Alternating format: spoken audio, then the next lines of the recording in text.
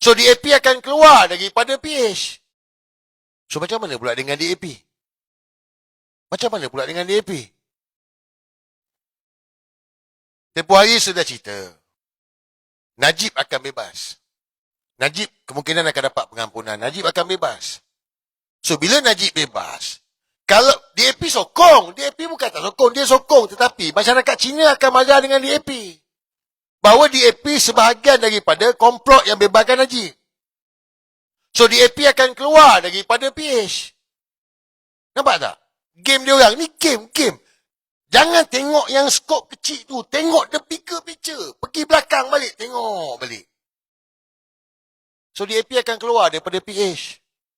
DAP akan konon tak setuju. Faham tak ni saya cakap ni?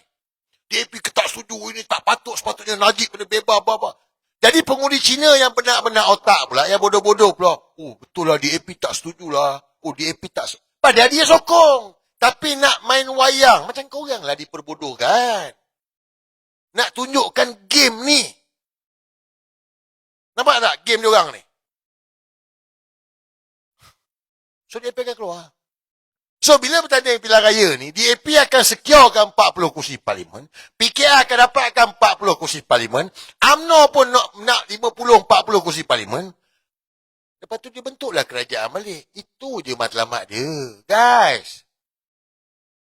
Come on lah. Jangan mudah lupa. Orang Melayu mudah lupa. Kita jangan jadi Melayu mudah lupa. Ingat. Saya cakap jangan percaya. Fikir betul tak betul.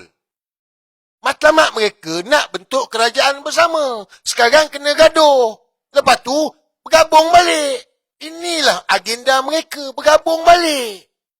Yang penting kekal kerajaan. Sebab semua orang tahu.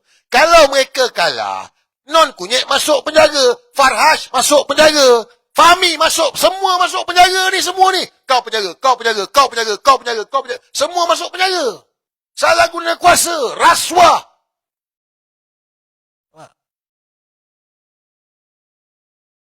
Ni strategi mereka.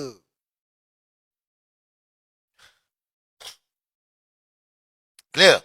Clear tak setakat ni?